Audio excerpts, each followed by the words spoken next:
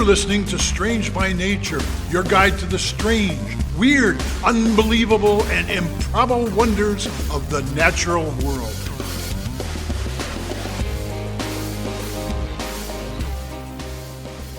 Hello everyone, thanks for being here today. I am Kirk Mona and I am joined today by Rachel Ginza and Victoria Thompson. We are all professional naturalists who together have scoured the world for weird and wonderful wonders just to please your mammalian brain's desire for novelty. Isn't that nice? Let's do this. Welcome back for another fun week with Strange by Nature, everyone. Or unless it's your first time listening, in which case, welcome. Welcome for the first time, Welcome to the first time. I'm excited because we have a special guest with us this week. This week we have my desk mate, actually. I throw Nerf gun darts at him all the time and he throws them back. Yeah, you do. Perfect. Also, we share tea all the time. It's super fun. Noah, You want to introduce yourself? Yeah, thank you, Rachel. My name is Noah. I am Rachel's desk mate and the recipient of lots of Nerf warfare, but we get along swimmingly, and I work as the adventure programs coordinator at our workplace, so I do like ski trails and ropes courses and rock walls and all things slightly risky, but I'm also a naturalist by training. I'm happy to be here and share some cool stuff with you. Yeah, I'm Awesome. super Thanks excited. for being here. Yeah, I roped him in. It was super fun. Well, he works with rope all the time, so that works Exactly. You didn't have to do too much wrangling there. Yeah, that's fair. There's a lot of rope around. It's great. All right. Well, I'm going to get us started this week. Again, welcome, Noah. So I'm going to get us started this week. And this week, I decided to delve pretty deep into my list. One that has been one of the first things on my list that I put on there, but for reasons unknown to me. Well, okay, they're known to me. I just get distracted by new and fun, exciting, strange things. There's always a nice shiny like, object. Ooh, this right? is super exciting. I just learned about this. I need to know about it now. I need to share it with everyone immediately. I wanted to go in and actually talk about this. So there is this little bird that has the largest egg to body size, and we haven't talked about it yet. Oh, yeah, we haven't. How have we not talked about it yet? So I want to talk about the kiwi bird this week. We're 119 episodes kiwi. in, and we haven't talked about kiwis. So those of you who don't know, kiwis are a bird that is native to, well, it's actually 5 species of bird in New Zealand. Related bird, yeah. Related birds. And they are small-ish, flightless birds. Now, when I picture a kiwi, I think of them as being small, right? Like, I don't picture them as, like, maybe like a woodpecker, like a downy woodpecker size or something like that. They're like a medium chicken. Really? Yeah, they're size. bigger than that. Yeah, the biggest one that they have, biggest, like, tall-wise, like, if they stood up straight, is 18 inches.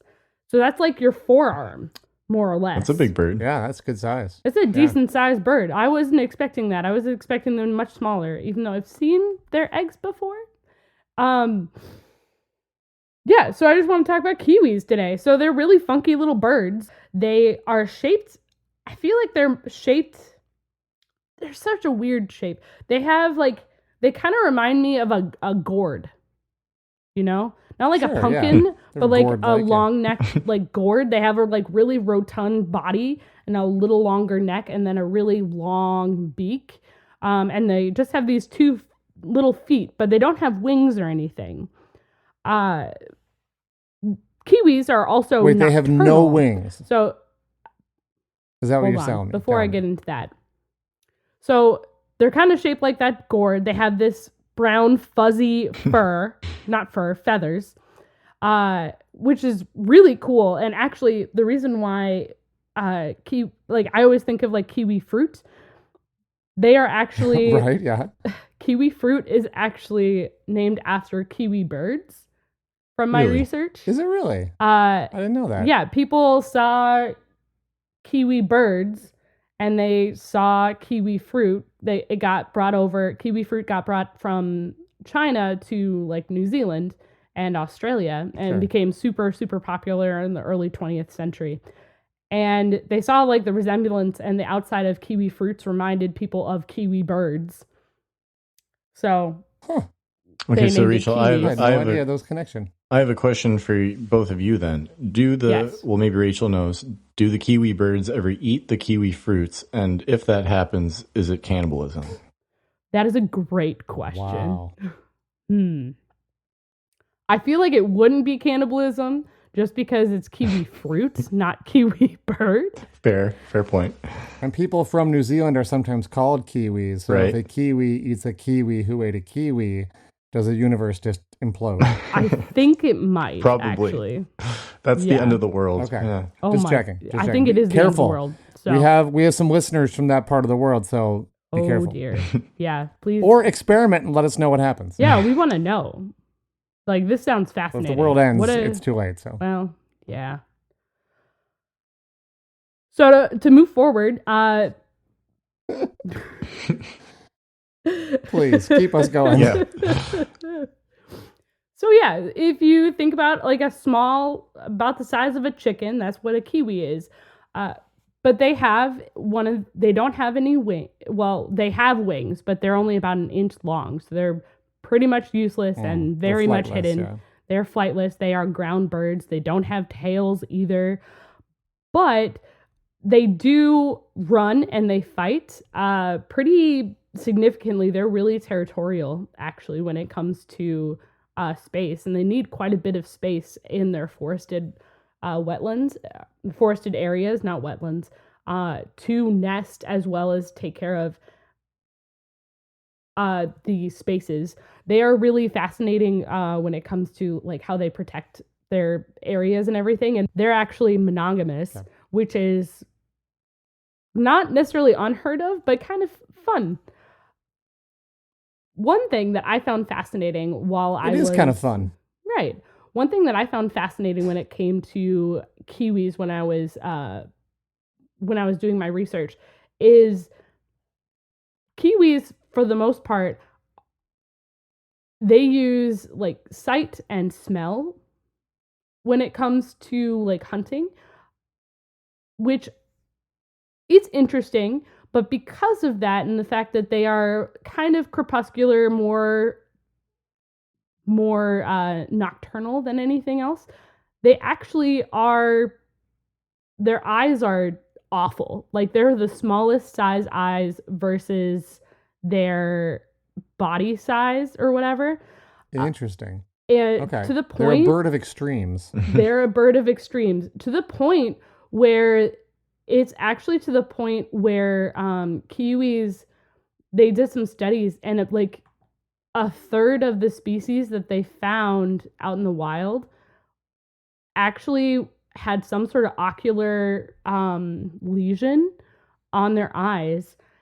And some of them were actually a third of the species or third of the individuals? Third of the individuals. What's really interesting too when it comes to kiwis, with all of that, since they're so small and they're more nocturnal. So because the site is so underdeveloped, like 1/3 of the population of a species of kiwi was shown to have those ocular lesions. They actually found wild birds that were blind and completely healthy. So they don't use their sight pretty much at all. They already have really bad small eyes, but where's the third of the population? Like, where are they getting their lesions from? Is that like a birth defect or something in their environment? That's a great question. No idea. They're just blind. They're gourd-like. Some of them are born blind. Born blind. Some of them are born blind. Some of them, I'm sure, just like humans, we get lesions due to our environment, or our eyesight just goes over time. Because believe it or not, like, these birds are actually pretty long-lived. For the most part, they are able to live. A lot of other kiwi are able to live to be 40 to 65 years old. Wow. Whoa. Yeah, they're not. That is really old for a bird. Very old for a bird. So if they are That's able amazing. to survive like through to adulthood and like protect themselves from predators and everything, and I mean they're super affected by climate change as well as deforestation. They're vulnerable and things like that, but they're really long-lived birds. The only Cool. difference is the Northland brown kiwi, one of the 4 kiwis. I said 5 earlier. There's only 4 species. Lives to be 14 years old, which is wildly like different. That's the average age that they live to be, which is wildly different. Any idea why that one species lives so much shorter than the rest of them? It's like 14 to 60 years is the range I'm hearing, right? So like, why does that one die so much more quickly? So kiwis, generally speaking, before humans and everything came in, they didn't have a ton of predators on New Zealand. So a lot of their predators nowadays involve like dogs and ferrets and weasels and cats. So I think that has affected a lot of the kiwis and as well as like the average years and how long they can live. Right. So I think that's definitely part of it. The last thing that I wanted to talk about, obviously, is their egg. I was like, when are we getting to the egg, Rachel? Right? Best for Super, last. like, that's the whole, obviously, we have to talk about the egg. So the kiwi has the largest egg when it comes to, like, size. Proportional, like, it weighs up to a quarter of the weight of the female. So they only lay 1 egg per season, which is very, very fair. It lays one in proportion. True. So like, okay, so it's the size of a chicken, right? So the egg is 6 times the size of a chicken's egg. So it's like a chicken trying to lay the size of like a softball. 6 eggs at once. Yeah. Yeah. Wow. That's wild. That is ridiculous. It's insane. And that's the largest, body to, or smallest ratio of body to egg size. Yeah. It's the largest egg in proportion to the size of the bird. So it's not like the biggest egg that there is, but it's the biggest egg to the size of this bird. And we don't really quite know why it's so big. I've seen pictures of like an egg inside of a kiwi, and it's like an X-ray or something. Yeah, which is wild to see. We'll see if we can get that on our social media. And then just one last thing that I wanted to share about that, like the eggs. So they burrow in the ground, they nest in the ground, and the male actually incubates the egg, and that happens anywhere from 60 to 92 days before the egg actually hatches. Wow. So it's a pretty long period of time. That's a long time. Yeah. Wow. Yeah. What a cool bird. Yeah, it's a really fun little bird. Yeah. That's what I have for you. A quarter of the size of the body. Yeah. Like the weight of it's like me giving birth to a laundry basket. Like that's insane. Absolutely. What a visual that is, Noah. maybe we didn't need that, but yeah, it's ridiculous is the point. But there it is. It's already there. No taking it back. All right. Awesome. Thanks, Rachel. Yeah, no problem. We're going to take a break, and when we return, it'll be Noah.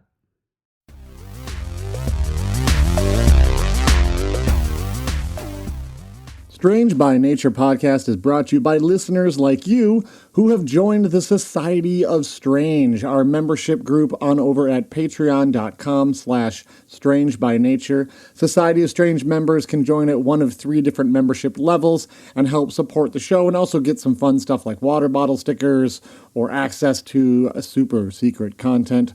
So a thank you to those who have joined already to help make this podcast possible. If you haven't joined yet, we'll see you soon over at the Society of Strange at patreon.com/strangebynature. See you soon.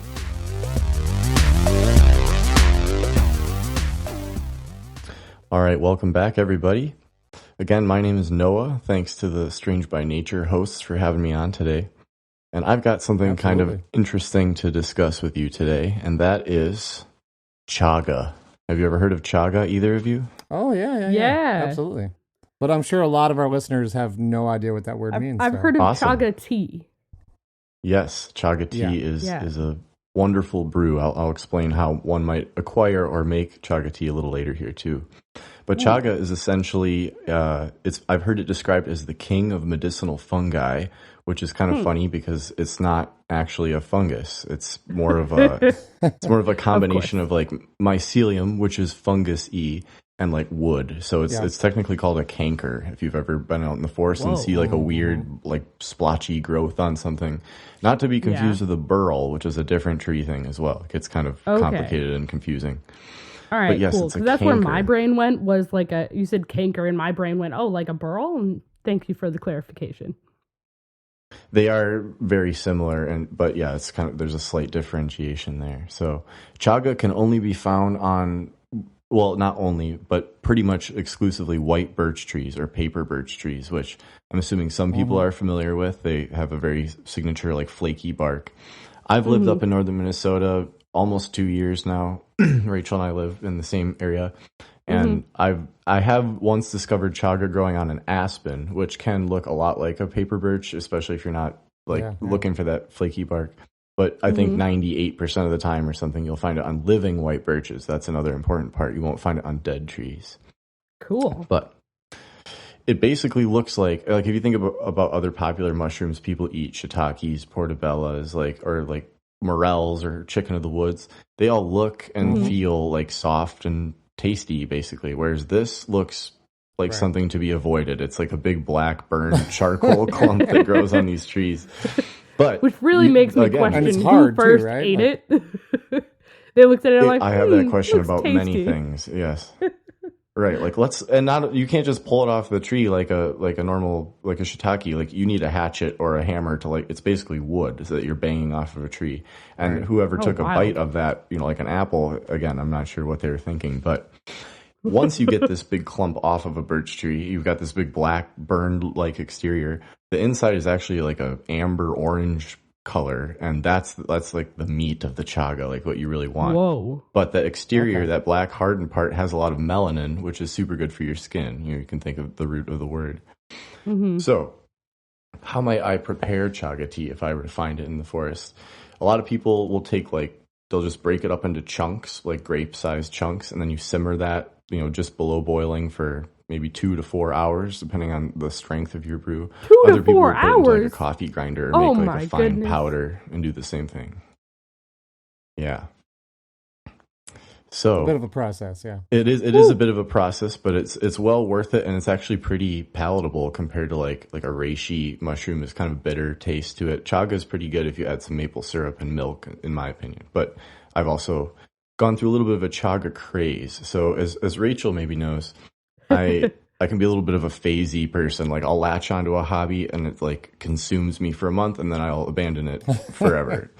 That sounds familiar, right? That was my experience with chaga when I first discovered what it was. And in fact, the first time I went out looking for it, I filled a backpack with some useless shelf fungi. Like I did not find the right thing, and I thought I'd scored big, and then I looked it up online, and it was the wrong thing. But when I actually did learn what it looks like, and I harvested it and made the tea the first time, I was always out. Every time I was out in the woods, I joked about having the sixth sense. Like I could feel when the chaga was near, because most of the white birches you come across are not going to have the fungus. But I got really excited about it. So I made tea all the time for the fellow naturalists. It's really cool. Now, there's a reason that we're drinking this black charcoal fungus tea. Like there's something good about it, right? And that is, there are 4 main health benefits that it can help you with. So it reduces all of these 4 things. Inflammation, so just like ibuprofen is an anti-inflammatory for a sore ankle. Blood pressure. Risk for cancer. There are studies showing that it's slowed the growth of cancer cells. And then blood sugar. So those 4 things in and of themselves are nice to have in check in a human body, right? And chaga can contribute positively to all that stuff. Though I got to imagine loading it with maple syrup probably doesn't help the blood sugar a whole lot, right? Maybe not a ton. Yeah. Yeah. But it helps you. And adding milk that has sugar in it, yeah. But yeah, I get it you. Sounds delicious. And I promise you it can be. I've brought it to other people that were hesitant, but once they had Noah's patented chaga brew, they were conformed. So here's something that I think is kind of funny, like in the world of like holistic medicines and interesting fungi, like reishi or lion's mane. There actually haven't been any human trials proving the health benefits of chaga, but it has worked on rats and mice. So there's some super healthy mice with no inflammation and good blood pressure that had some chaga tea. But for whatever reason, they haven't done any human trials. Yeah, it's kind of funky. So all of this like health jargon is speculative to some extent, but there is a lot of science behind chaga being useful for you. Now, like anything that might seem too good to be true, there are people that found something that could be potentially unsafe about chaga. Dun, dun, dun. And that is because it has the chemical called oxalate. Have you ever heard of oxalate before? Sounds vaguely familiar. Vaguely familiar, yeah. I mean, it sounded as familiar as any other chemistry word does to me, but basically it interferes with the absorption of other nutrients in your body. So, and it can also bind with calcium and form kidney stones, which are obviously not a good time. That's not great. Oh, that's bad. Very, very bad time, in fact. Don't like kidney stones. Most people don't. Famously more painful than giving birth to pass a kidney stone. Right, yeah. So, however, oxalate is found in real small trace amounts in chaga, so it's likely that the other health benefits outweigh any risk of like accumulating more kidney stones in your body. Still kind of food for thought, you know. Somebody's going to find something wrong with the king of medicinal fungi. I mean, if you had to like, if it's just in like trace amounts, I'm sure you just have to like have it like gallons of chaga tea for it to really affect you potentially. But yeah, I think. Yeah. Well, you know, it sounds like Noah has had gallons. So how you feeling there, Noah? I'm here to tell the tale. Yeah, it's been good. Okay. I wonder if you drank like multiple mason jars of strong chaga tea, if you'd get like a stomach ache or some indigestion. I mean, anything in excess, even water to excess, can be bad news, right? So. Oh yeah, hard to that tell. can be fatal. Yeah. Yeah. Right. Ooh, that's not a fun way to go. I want to switch gears here. I asked Rachel if I could talk about two topics kind of briefly. So from chaga, I'm going to go to squirrels, because squirrels are super cool. Okay. I know, we're doing a full 180 Left here. turn into squirrels. Go for it. So the part of the reason I wanted to talk about squirrels is because I kind of identify with the squirrely nature of those little rodents. And in fact, I think whenever I've asked somebody to assign me a spirit animal, squirrel is the most consistent result. I was often nicknamed Squirrel as a child. I relate to their finicky, impulsive, all over the place nature, I suppose. But they're very interesting creatures. Some of them can be super duper tiny. A baby squirrel in North America is usually like an inch long, which is kind of cool to think about. A little pink, mouse-like thing in your hand. Tiny. But one of the largest squirrel in the world is called the Indian giant squirrel. And I once watched a documentary called "Goin' Nuts: Tales from Squirrel World." If anybody's seen that, it's available. I want to that now. one. No. I mean, it should be high on your list. Yeah. How big is the biggest squirrel? It can be about 3.5 to 4 pounds and up to 3 feet long. So we're talking about like a badger-like creature. Yeah, it's really big. So like half a Rachel. About a half a Rachel. That's the biggest ones would be about a half a Rachel. Keep in mind that over half of that length is often in their tail.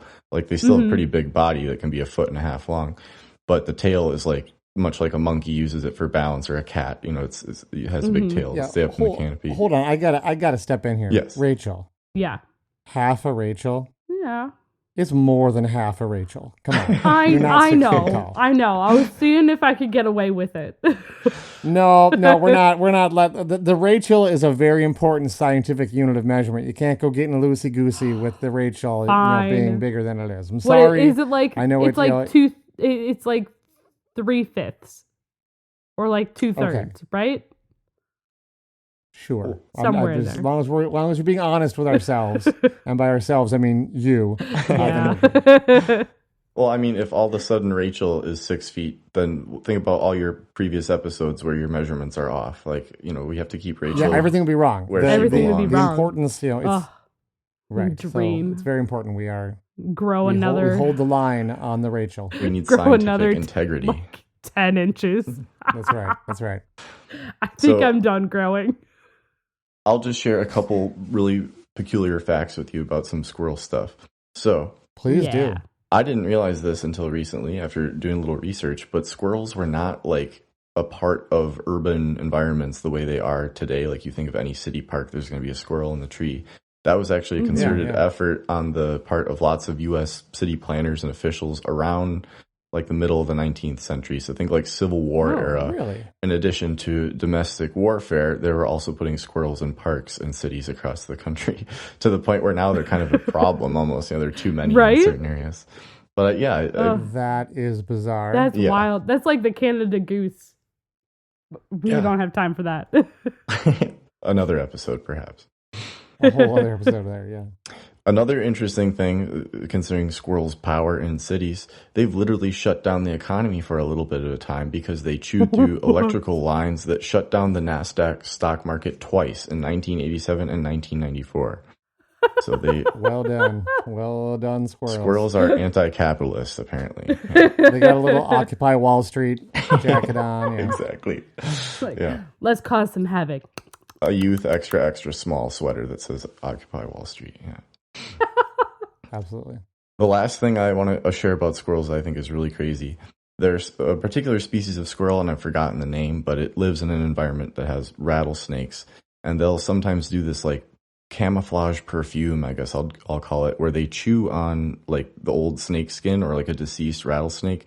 And then once they have that flavor in their mouths, they lick their bodies to like mask their own scent. And then rattlesnakes who primarily use their scent to find prey will smell like half squirrel, half dead rattlesnake and leave that particular squirrel alone. So kind of like when my dog rolls in something, squirrels do the same thing, but they take it to the next level. They literally chew on the corpse of the thing that predates on them. Yeah, Gross. That is pretty nuts. That's pretty nuts. Thank you. Exactly. Thank you, Kirk. Yeah. Gross. So yeah, that's what I've got. I'll kick it over to you, Kirk. Wow. Oh my Thank you. gosh, Yeah, we'll take a short thanks. break and I will be back with another story. I'm going to be thinking about squirrels forever.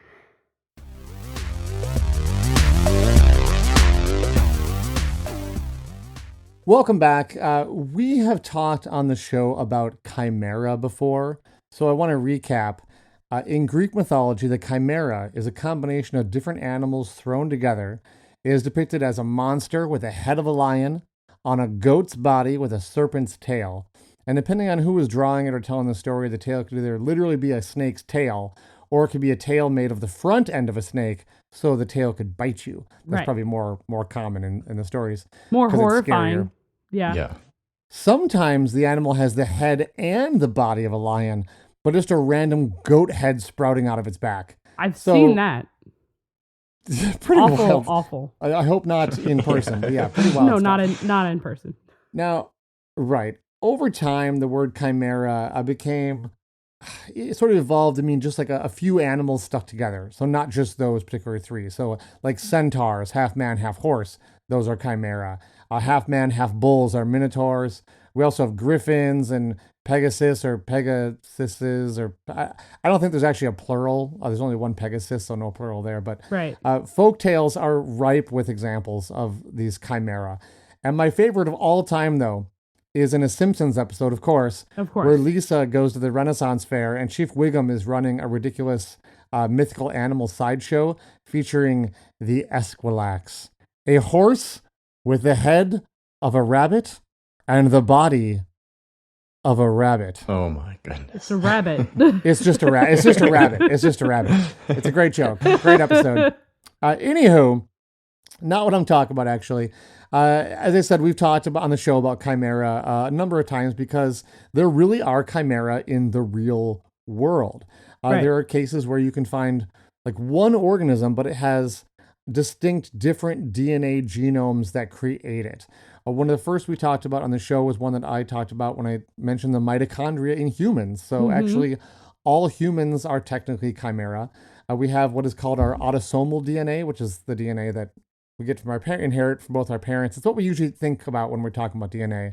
But the DNA that makes up our mitochondria in our cells is completely separate, and we only inherit that from our mothers. So we are chimera. We have two completely separate sets of DNA that make us up, and they reflect the idea that long, long ago, there were actually two separate creatures that merged into one. Now, this was like 1.45 billion years ago. This was not a recent thing. Mitochondria are found in both plants and animals, so we're talking about something that is basic to most life on Earth. So most things on Earth are chimera. We're not all that special, but it does get weirder.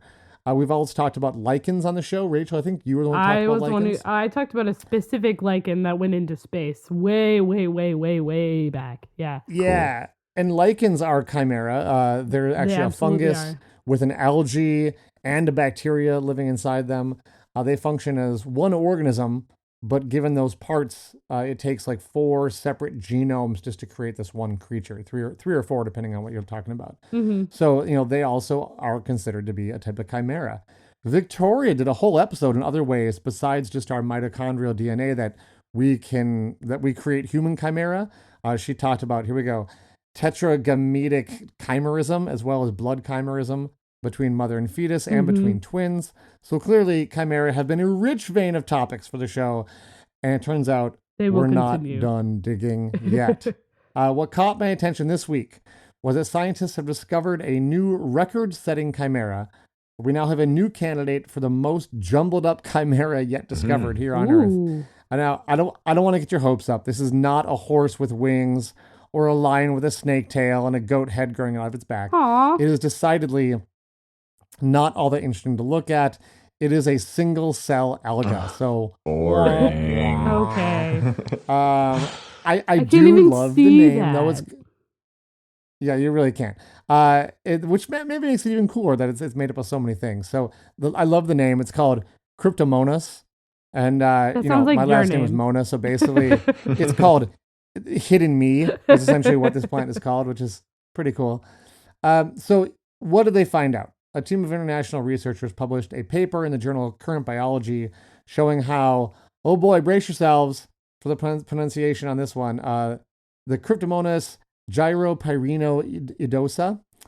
It has 7 distinct genomes. What? Thank you. 7 distinct genomes all packed into its little unicellular body, which is awesome. Yeah. That is. So, they not only identified those 7, they were sort of able to trace back the biological evolution of how this species came to be. So here's what they think happened. First up, you have the original DNA from a free-floating freshwater unicellular organism. Picture our old friend, we've talked about it, the amoeba. And it swallowed up a plant cell at some point. And instead of destroying it, it actually became part of the creature. And so now this new creature could actually photosynthesize because it has plant cells inside of it. So that is pretty rad. It's awesome. Also why the algae is in lichens. So we see like the algae and lichens also giving that new creature the ability to photosynthesize. So we've seen this in chimera before, but pretty cool. Somehow the researchers were able to figure out that plant cell that made the photosynthesis possible had fragments of different genomes inside of it.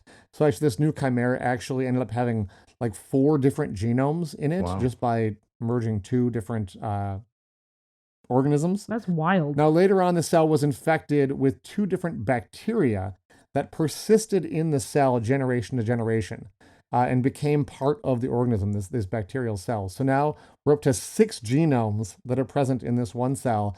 Hold on, though. What do we find out? One of those 2 bacteria was actually infected with a virus. Which I want to point out is something I didn't even know was possible. I didn't know that either. Did you guys know that a bacteria can be infected by a virus? This was...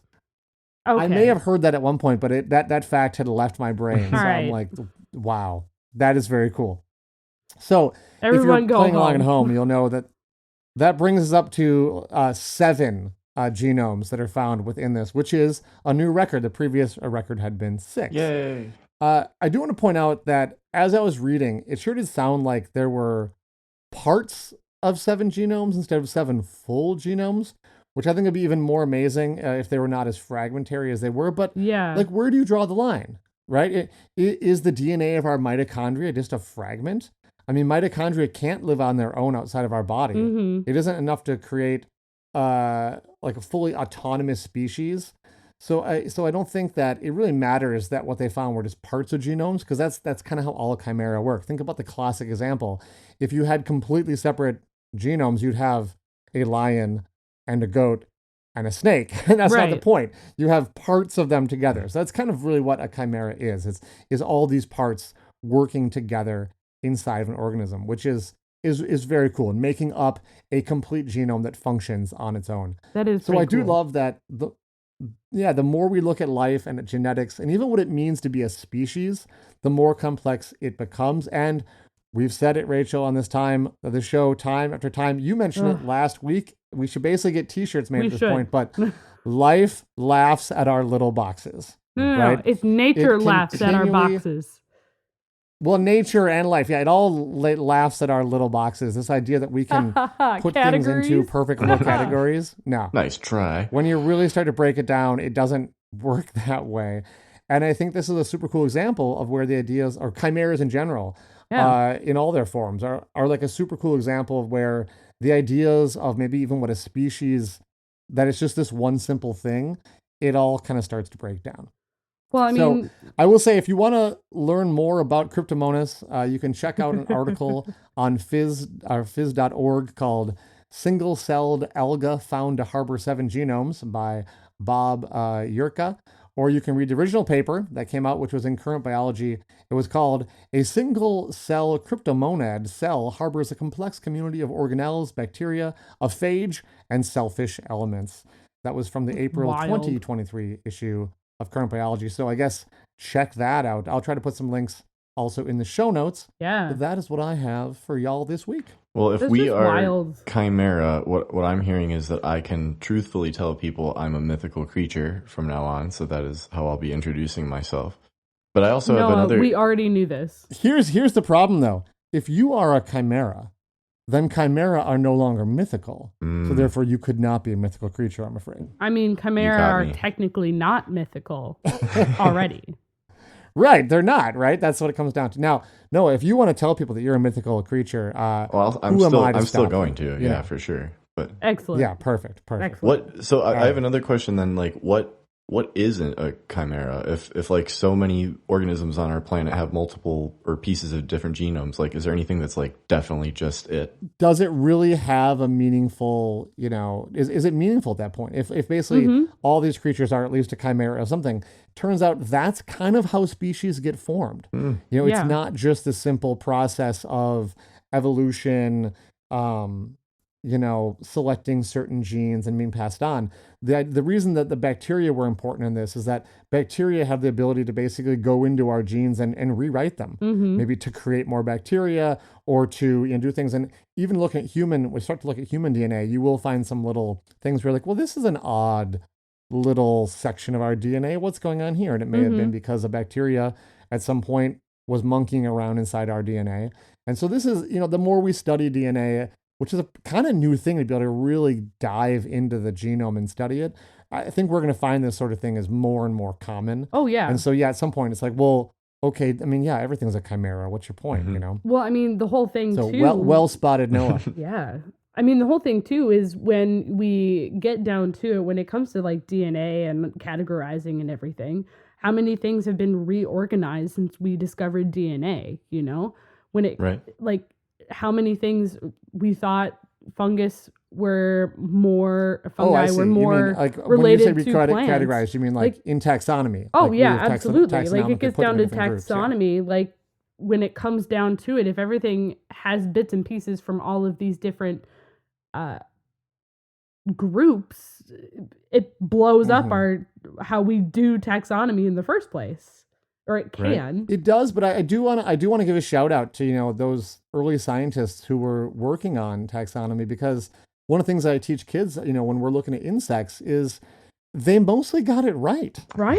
It's wild. You go, these are the dragonflies, these are the beetles, these are the grasshopper type creatures, and we kind of put them into categories based on what they looked like, and turns out 99.9% of the time that's good enough. Like, things that look alike, turns out, guess what? They're genetically related, which shouldn't be too big of a shocker. What's fun is to find those fringe cases, though, where you find things that look alike and turns out, surprise, they're not related, or things that don't look alike and are related. I think that's kind of where it gets really interesting. Oh, absolutely. Agreed. Oh, it's wild. Well, sweet. You guys have spent, another chapter of your life enriching yourselves by listening to the show. So thanks for being here. Yeah, thanks for being Yeah, here. this was super fun. Yeah, thanks for joining us, Excellent. Noah. Yeah, Noah. Yeah, do you have anything you want to plug here on the show? Yeah, Before we thanks go? for the chance.